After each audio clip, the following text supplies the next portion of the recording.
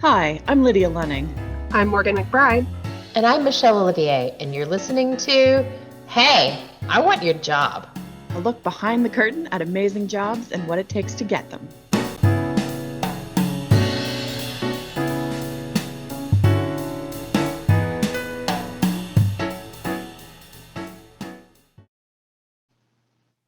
Hi, and welcome to Hey, I Want Your Job. Today, I am absolutely delighted to have Ross Aleman with us to talk about not just his job, but his business and career that he has built. And we have lots of new questions for a new type of business professional. So I'm super excited to get started. Thank you for being here, Ross. First question, the easy one. What is your technical job title? Technical job title. Let's see. So I am president and co-owner of AYS Engineering. AYS Engineering is a mechanical, electrical, and plumbing consultant firm. And we specialize in the commercial market. I was about to say, you're not going to come fix my plumbing at my house. That's not what you do. That is correct. I get that a lot. I describe to folks that aren't, familiar with how, the consulting engineering firm with regard to air conditioning and plumbing and power. And I get that a lot. Well, my AC is making this noise. Can you come over and help me out? And you're like, no. Sometimes I can. Here's the company I use. Most of the time I give them a phone number. Yes. That seems right. So I feel like you've walked the harder road here, building your own company rather than signing on with one of the big firms. So wind back the clock, take me back to baby Ross. First of all, how long have you guys been in business? And then second of all, why that choice instead of working for someone else? Right. So I think when you leave, a position, there's always something causing disruption, whether it's, negative impacts or maybe you don't like so-and-so, or the work's not, what you had thought you'd be doing out of college, whatever the reason is, there's always some sort of disruption. And so, in my particular field, we aspire to be licensed. And so that's a little different than the majority of engineering students. Most of the time, an engineering student will, work for some sort of company, and they work up the ranks, but they really don't ever have to get licensed. And so, what licensing means is that we can technically practice engineering for ourselves. And that's the big distinction. So if you're an engineer and you work at Dell, for example,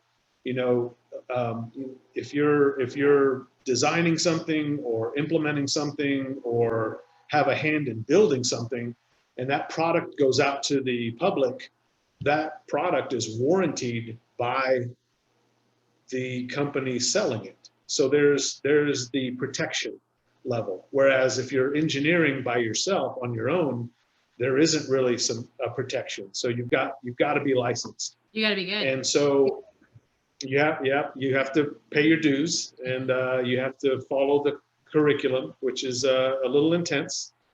But yes, so licensing is kind of a must in our industry if you want to reach those high levels.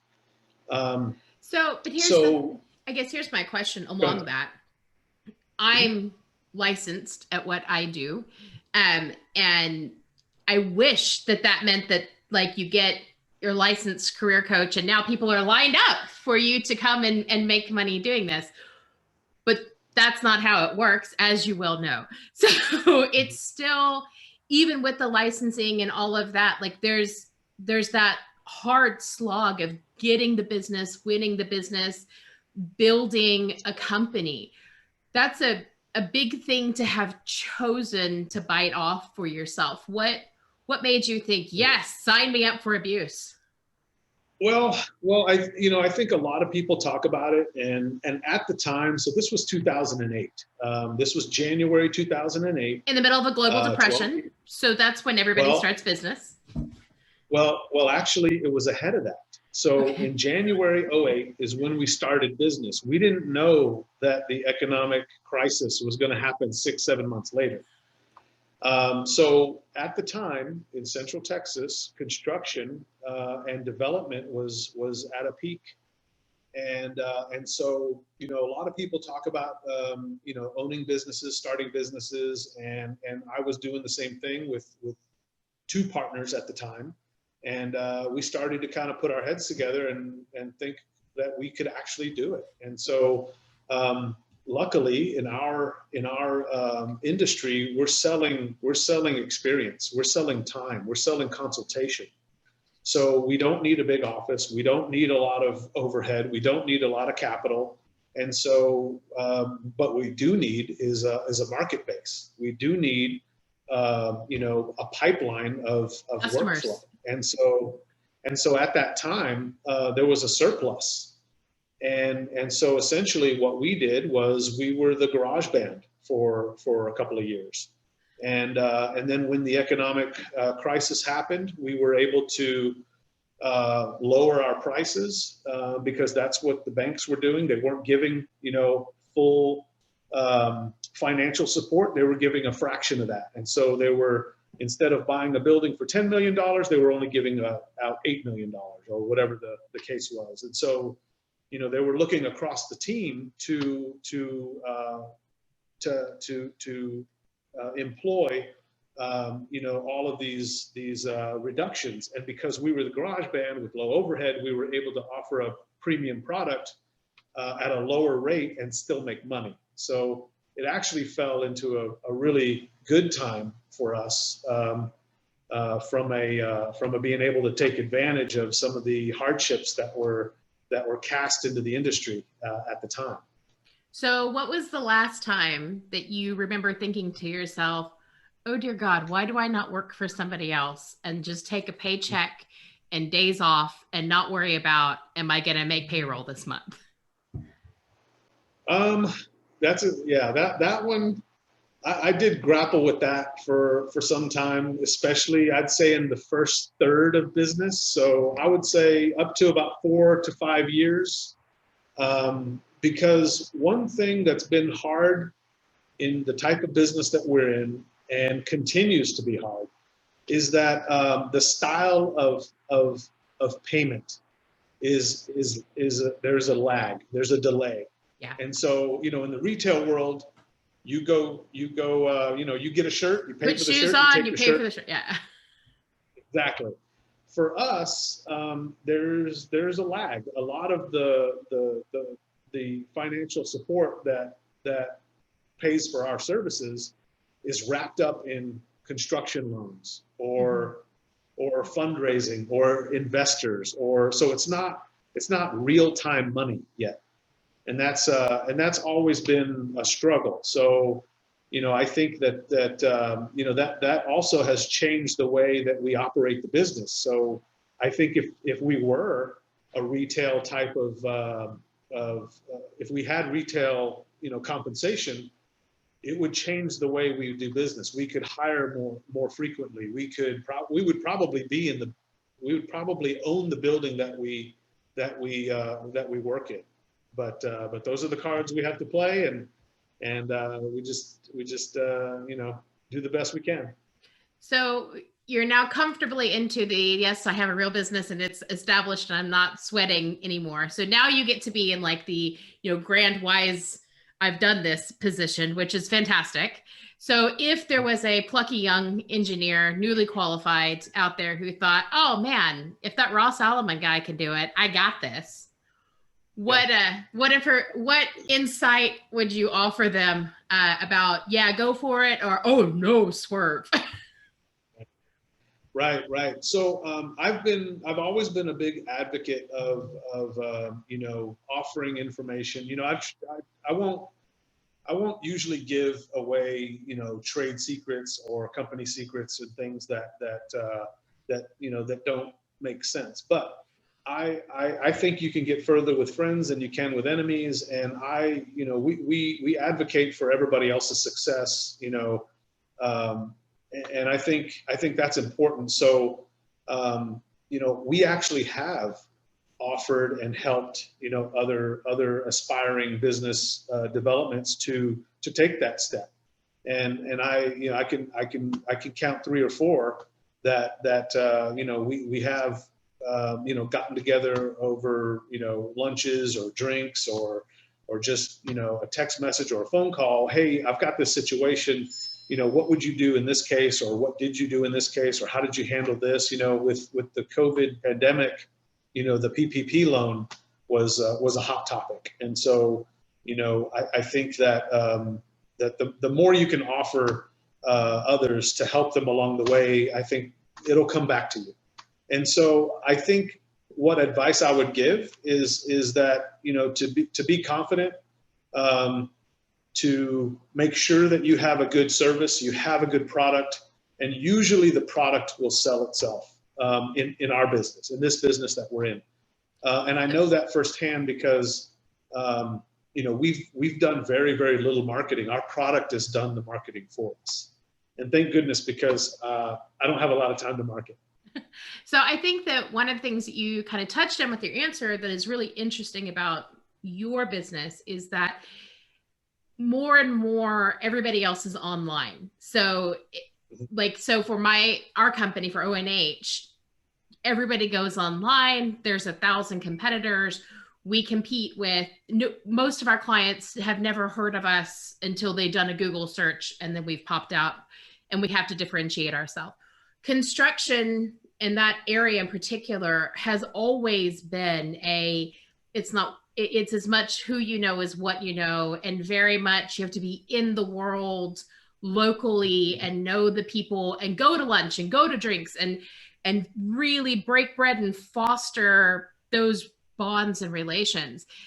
Has that changed with COVID and with everything being on a Zoom meeting, or do you guys just have Zoom cocktails? Like, how does that work and look now? Yeah. So most of the time we are utilizing video conferencing, and it's taken to extreme levels to where we're video conferencing while being on a construction site. Yeah. It can be in a FaceTime.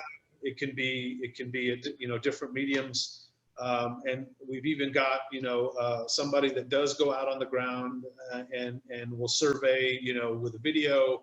And so we've definitely made moves, to do those types of things. That being said, we are still meeting in person. We're using the precautions that we're supposed to. Yeah. But there are times when we do have to meet, and sometimes it's outside, sometimes it's in a large conference room where we're all spread out, everybody's masked.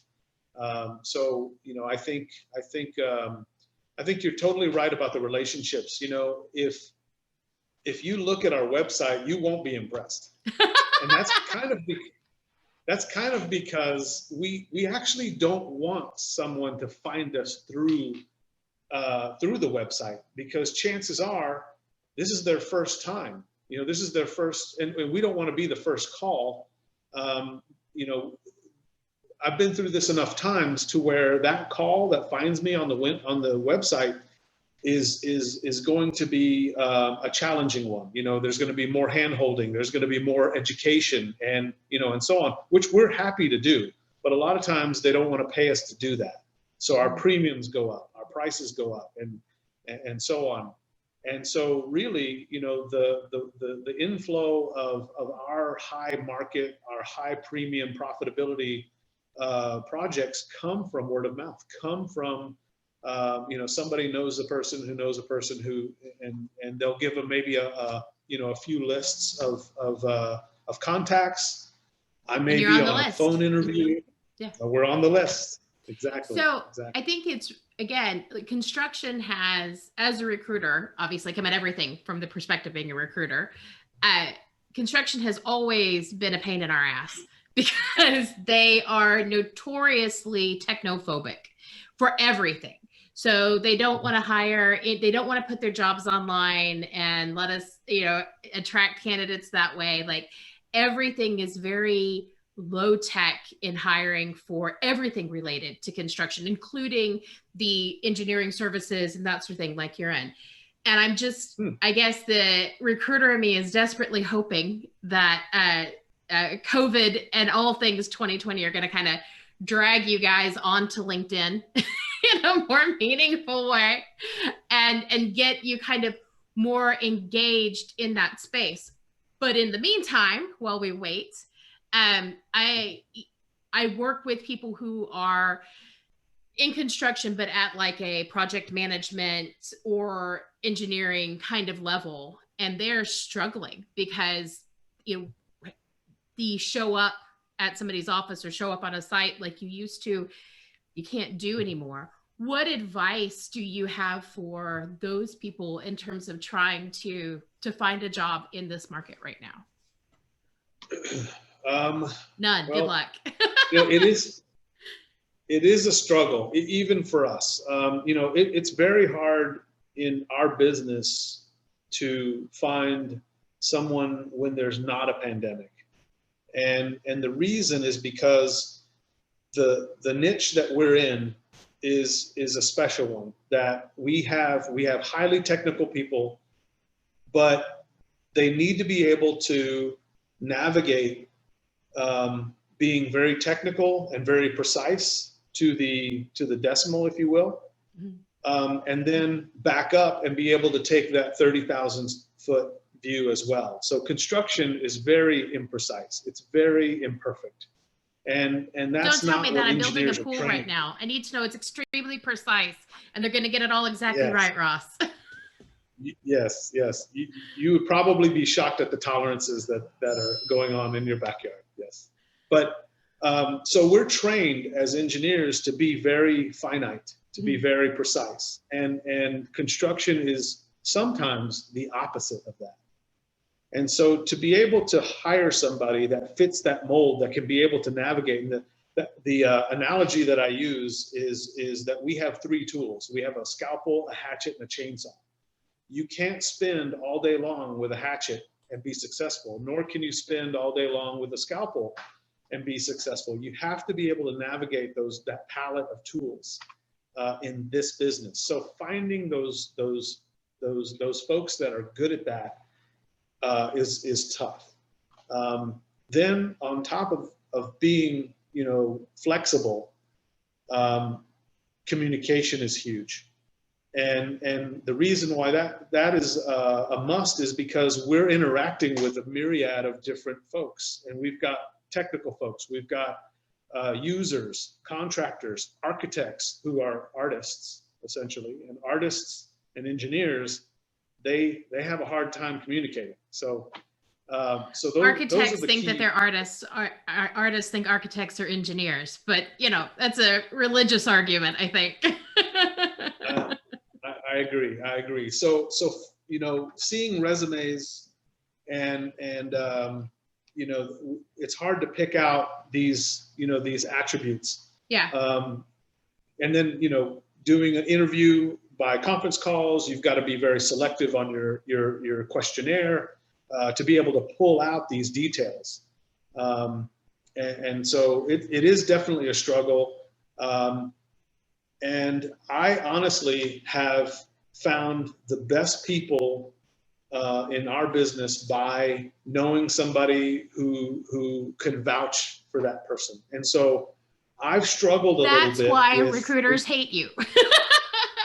Right there. I know. Because it's all everybody's word of mouth, and we just want you to put it online. I know, and I understand that. And I have, I've tried to be open. I've worked with recruiters before. It's been some years. I wasn't real, we are not all easy to work with. I understand. I get it. I'm completely willing to be open again. So talking about talent pool, your industry has a major problem with lack of female representation. This is not a surprise to you. You are the father of two beautiful and brilliant daughters, one of whom works with your company. So talk to me both from somebody in this industry for a long time and, you know, a little bit from a dad perspective. Why are there no women, and what do we do to fix it? Right. I think this has to do, so I can't speak for all engineering. We don't expect you to speak for all of the industry. That's fine. Just from your perspective. Yes. Yeah. So I think there's sort of two levels. You know, one is at the collegiate level. I think University of Texas's, you know, gender profile is like 30% female, 70% male in the undergrad program. And I know specifically about UT Austin, University of Texas at Austin. They do have a women's outreach for the engineering curriculum and the engineering program. So they solicit, you know, very well, in my opinion. They reach out to, you know, all of the local high schools for sure, and probably go beyond. I'm not sure if they're going over states or not, but I think that there's probably been a pretty good impact from that effort, because they continue to do it, and it seems to get bigger and bigger each year. I know when I went to school at UT, you know, we got points for you know, offering you know, services and being a volunteer at this function, you know, showing off an exhibit or an experiment, and so I think that's, you know, in motion as far as the collegiate level. Regarding the industry, though, I think that one's a little slow. You know, when you think of construction, you know, you probably have some stereotypical ideas of what that is, what that means.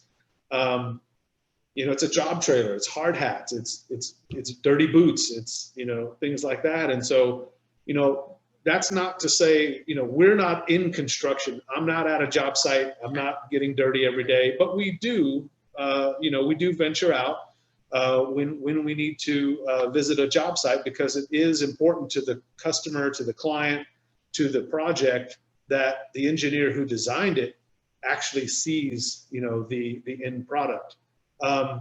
So, you know, I think that construction in general, and you kind of touched on this with the you know, the recruitment, it's a very slow, you know. It's a good old boy network. Animal. Heavy on the boy. That is definitely true. I will say this though, in Central Texas, up until the pandemic, and definitely I suspect will continue after the pandemic, is that Central Texas, you know, construction is going to continue to climb, and with that, new businesses, global businesses, are relocating here to support our industry, this construction industry, at the construction level, at the architecture level, at the vendor level, at the engineering level. A lot of new blood has come into this region continuously to follow all of the growth, because we need more schools to occupy all these new folks that are coming in. We need more offices. We need more shopping centers. We need, you know, all of that. And so before, you know, if you look at the numbers, the community numbers, before, we couldn't support the work that we needed to. So it just makes sense that a lot more of these companies are coming in. And so what I'm seeing is that the good old boy network, the relationships that were strong and hard to penetrate are starting to dissolve. Mm-hmm. And so a lot of the new blood is getting, you know, a very different but easier way to jump into the market, which also plays into the new business world. You know, I think it's a lot easier now to start a business and even take advantage of the low overhead, because we don't necessarily need offices anymore. You know, mm-hmm. We've proven to ourselves we can conduct business completely remotely. And it breaks my heart a little bit because I'm in a really cool office and nobody's in here. And then it breaks my heart even further at how much money we've spent. So that's a great question. So, one of the big debates right now with all things business is, will we ever go back? So we know that the big four, we know that big tech and big finance have all announced that they are releasing their leases on their office spaces and they will not be returning. And that is going to have some fascinating ramifications for Manhattan. It's going to have fascinating ramifications for places like Alpharetta, Georgia. I can't even imagine what there is if the big four leave. But people are saying, it seems like a great idea now, give it a year, and people are going to be lonely and want a water cooler to stand around. Just from your perspective, what do you think? When we're all vaccinated, will we be back, or are we going to stay distant, or some kind of a combination of the two? Well, in the design world, we're already seeing, we're still seeing steady growth. We're designing projects for 2021 and maybe even into 2022 already. And so I think that there is some reduction in office participation but I think what we're doing instead mostly is that we're preparing for the things or we're actually providing things that would help should this happen again. And so, for example, there's some heavy consideration with regard to, how do you open doors? Should we grab the same handle, walking into an office or a bathroom or something? And so they're starting to look at, foot operated door swings. More emphasis on touch-free, bathroom controls, break room controls, changing the way break rooms are sized or are laid out. So that's kind of how we're responding to what we're going through now. I know your company has done a lot with air quality as well for businesses and homes. Yeah. Yeah, that's right. So being in the mechanical engineering consulting arena, one of the aspects that we deal with is indoor air quality. And we've been dealing with this for decades. Personally, I've been dealing with this for decades. But a lot of times it's been reserved for laboratories, healthcare, hospitals. Bunny suit wearing places. Sure. Right. And so most of what we're doing is we're bringing a lot of those technologies down to offices where we would never use, HEPA filtration, UV, those kinds of things in a typical office. But I'm just trying to picture the offices I've worked in the past. Like I would have just settled for lack of asbestos. Do you know what I mean, Ross? Right. Yeah. So we've actually got some systems in our own office, and we've been implementing designs into our future upcoming designs, and even projects that we've got in construction. There is a little bit of time left when you're under construction to add some of these features as a supplemental precautionary measure. Is there a retrofit option for some of it for offices and that kind of thing?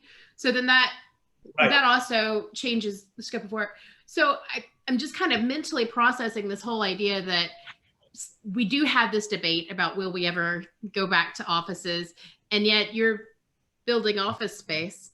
Have you seen a slowdown in building office space, or people starting to be like, hey, maybe not office space, maybe anything else? Or has that idea and kind of debate not made it to those front lines yet?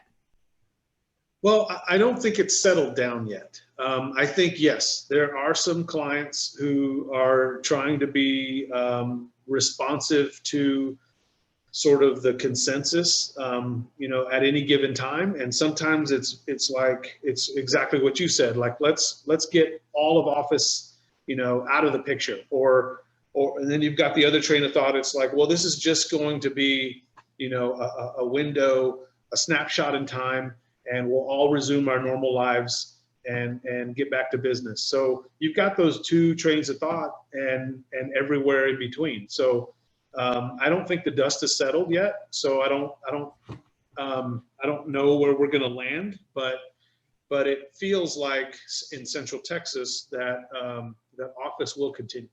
I think that there's a really cool space that I heard about in downtown Austin called the Hive.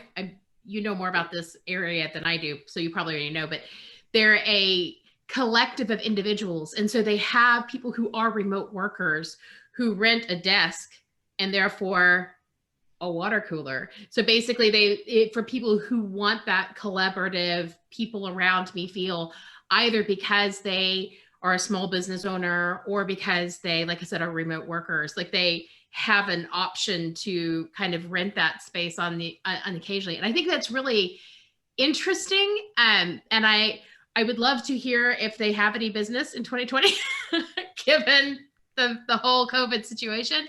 But I think beyond that, I think that that's really an interesting idea that kind of belies this argument that nobody will ever go back. I think it reinforces the fact that there is sufficient demand for a work group and work people around you that individuals are even willing to pay for it out of their own pocket with something like that.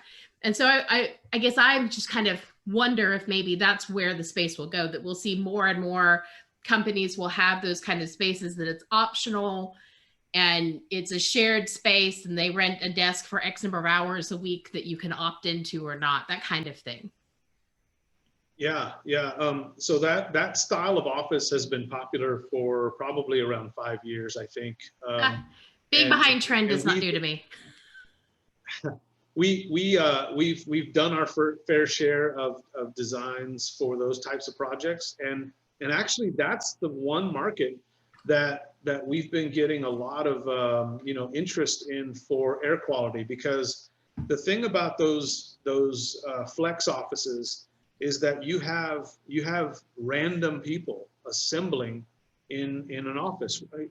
As opposed to being in an office with 30 people that and so and that have the same HR team. So if you're all the same company, HR can just say these 15 stay home, these 15 come today, and you can't do that if everybody is an independent work team. That's right. Regulation is very hard to do. So we've been asked to to come up with some retrofit designs that can help mitigate some of that air quality concern, and so where is that headed? I'm not really sure. I think the communal spaces are so one way that has come up recently is they're designing spaces that can be flex spaces. So day one, maybe it's not a break room, but it can be turned into one later when everybody decides that we can resume. Is this like the sledgehammer chainsaw moment? It can become a break room, or like I push this button and now it's a break room? No, it's going to be a little bit more than that, but no, it's not automated into a button, but I feel like that's a good idea. You should take that on board. Really, that's a freebie for you, Ross. Thank you. Note to self. So things that we do, for example, we'll go ahead and show plumbing, behind a wall that's sitting there ready for a sink, a coffee maker, a refrigerator, whatever can be hooked up to it. And so we can provide the infrastructure for those systems so that it's not a heavy invasion to add the break room later, but it's minimal. And that usually suffices. Okay. So there's maybe a sledgehammer, but not a chainsaw. So we take out one of the tools is needed, not quite at just the scalpel level. So what,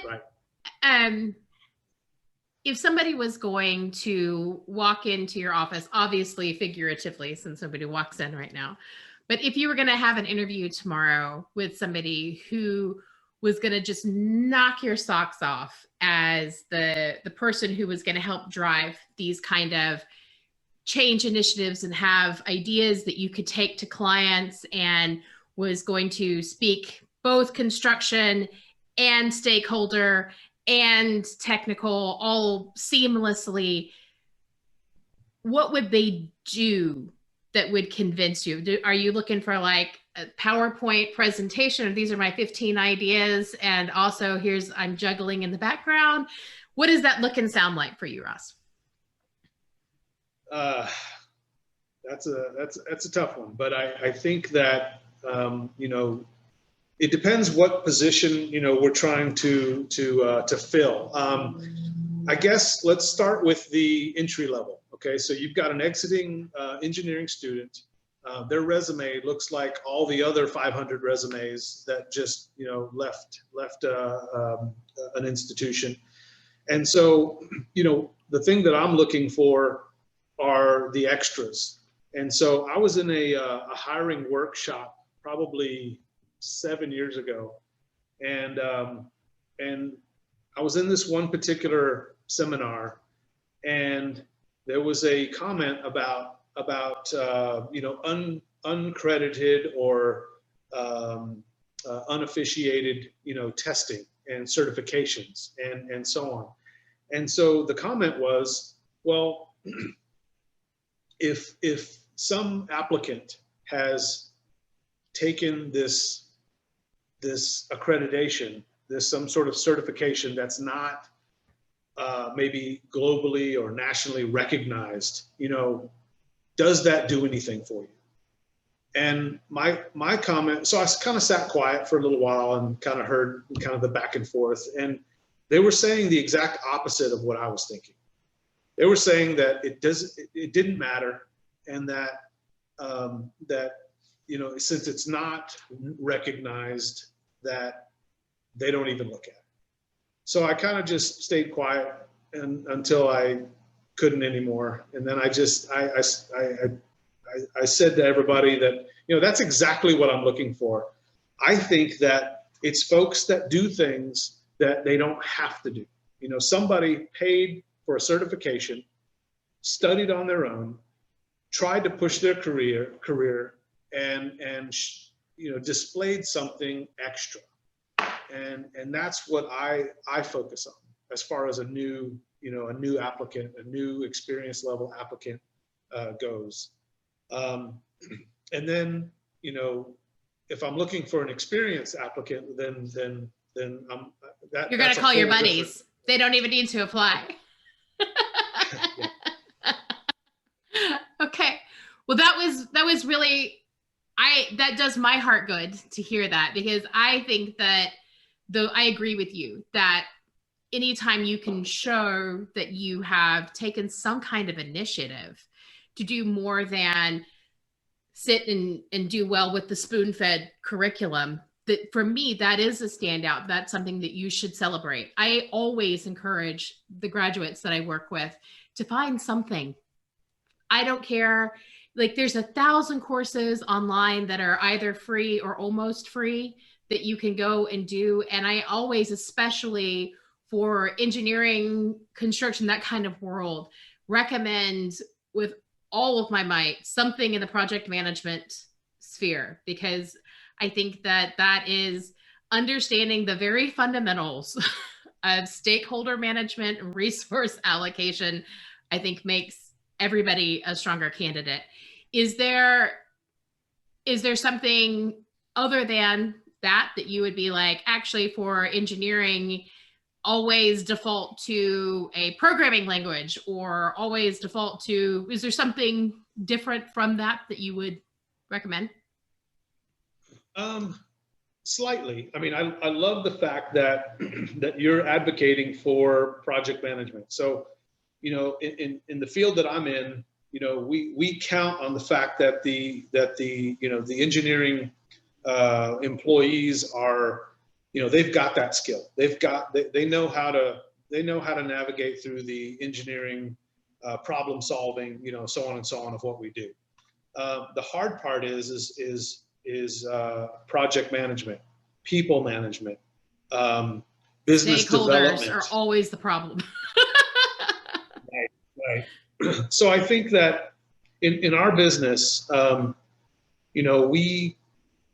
everyone is essentially their own project manager. It's whether they're managing, information, they're managing a client, they're managing financial profitability, they're managing, whatever.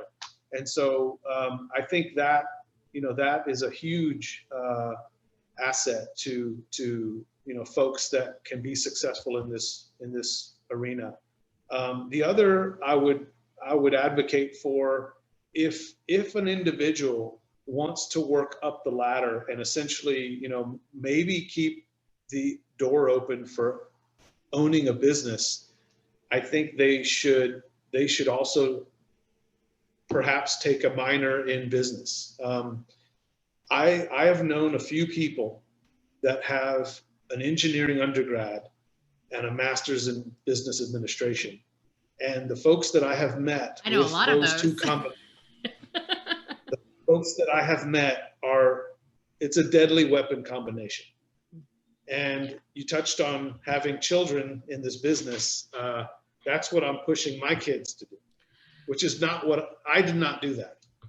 So I will tell you, because I have done recruitment for most of the big global, like the Parsons Brinkerhoffs, those kind of guys, Tyco, BAE, all of those. And that is there is a hard ceiling where it's very difficult to get above without an MBA, even in the engineering areas, because it does, as you know, it becomes as much about the business as about the skill. Like, you're now not just, if you're going to be director of engineering for Lockheed, yeah, you need to know a lot about aviation and engineering, but you also need to know a lot about the business mechanics behind that and the business analytics that it takes to know what's going to make that sector profitable, because ultimately it is about the profit and it is about growing the company. So I think that the two punch there, I completely agree with that as a good choice. Tell Liz I will I get you some documents to back you up if you need help, Ross. I'm in. So I haven't yet asked the ultimate gauche question. We ask all of our guests this because it's the one that everybody wants to know. I don't actually expect an answer from you. We've had exactly one person give us a number, but everybody wants to know, so how much do you make? Well, how do you answer that? Yeah, I probably can't answer that, but we've had I do all right. We've had my children are well fed. We've had all kinds of answers. Yes. So I can say that yes, we're comfortable. I do take a close pulse on what our company, how we compensate our staff from low level all the way to high level. We try to be competitive, and so I very much do take a look at those metrics, and I think that in the industry, typically what I'll tell people exiting college is that they should expect anywhere from 60 to 90K, and just depending on what industry they're choosing. Petroleum engineering has always been the highest salary. Not anymore. And they really, I thought it was still hanging tight. Which one is it? It depends. So petroleum has got so many layoffs right now. We work with a lot of clients that are exiting oil and gas because of the crisis. There is actually a lot more work right now in the green sector. And there's hope that with the regime changes in January, that there will be, again, more funding in that direction.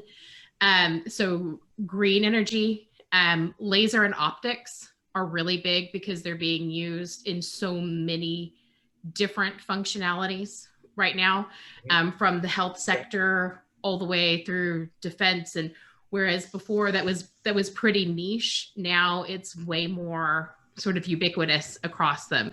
So I would say that, yeah, those are oil and gas. I mean, that's the standard, right? Like but it is, if you saw the client list I have from Exxon, Schlumberger, Conoco, and the entire energy corridor of Houston, I think you would not be encouraging people to petroleum. Well, I haven't seen the numbers yet, but I believe you. Yeah. You've got a real good on real-time stats.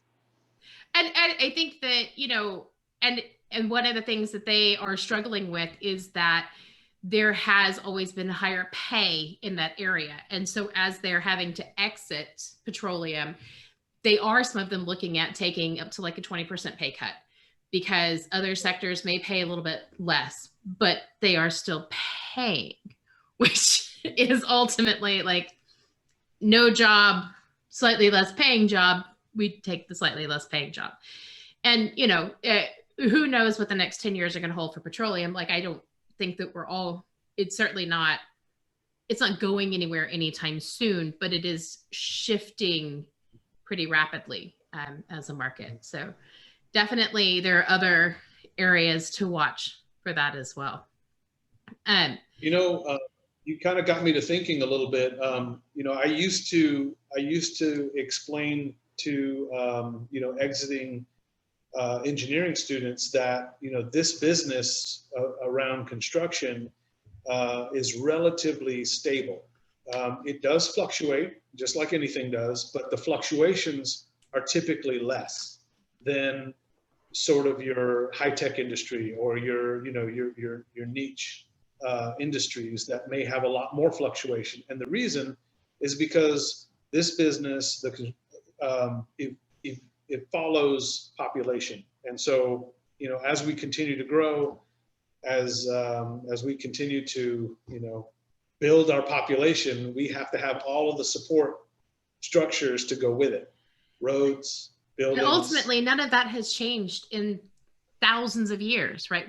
Houses are still fundamentally the same houses that they were, you know, 1,000 years ago. And don't get me wrong, modern plumbing is definitely a step up.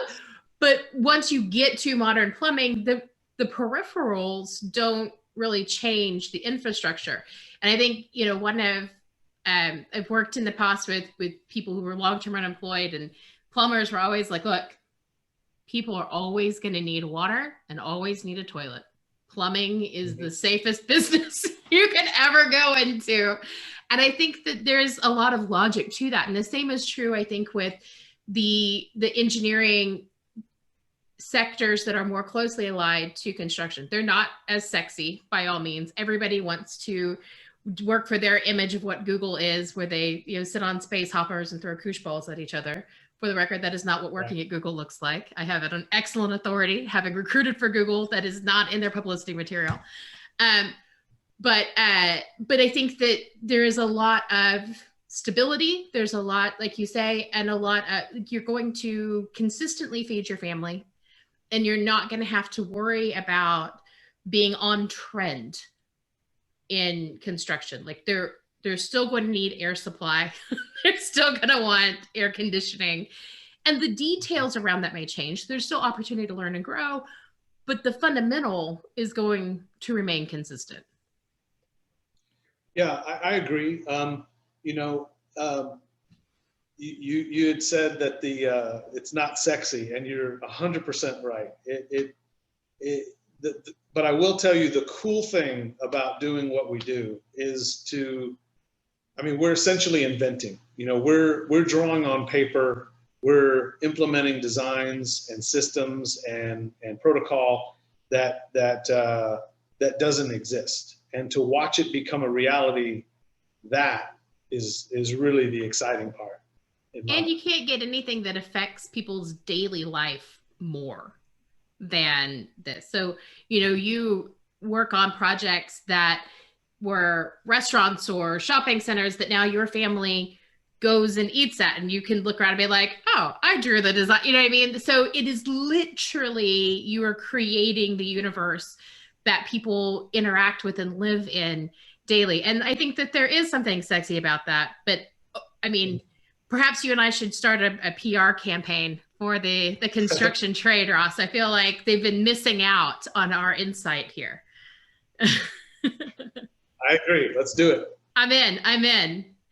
Well, we're about out of time. Do you have anything else any last pearls of wisdom or anything else you want to add before we go? No, I think we covered a lot of the topics. So I appreciate you having me, and it's been fun. It was an absolute delight. Thank you so much for all of your time. We will have links in the show notes to Ross and his unimpressive website. So you can look him up and get in touch if you're interested in any of his services. And if you want any help with standing out in that pile of resumes or impressing the likes of Ross, if you do manage to get to interview, O&H is always here to help you with that. Thank you so much. Thank you very much. We'll see you on the block. All right. You've been listening to Hey, I Want Your Job. For more on how you can get your own awesome job, visit O&H Consulting at www.onhconsulting.com. We offer incredible resumes, no-nonsense career advice, and real-world tips for landing a job in today's market. Check us out on LinkedIn, Twitter, Facebook, and Instagram for more insider info. Soon you'll be hearing us say, I'm Morgan McBride, and I want your job. and I'm Lydia Lunning, and I want your job. And I'm Michelle Olivier. And hey, I want your job.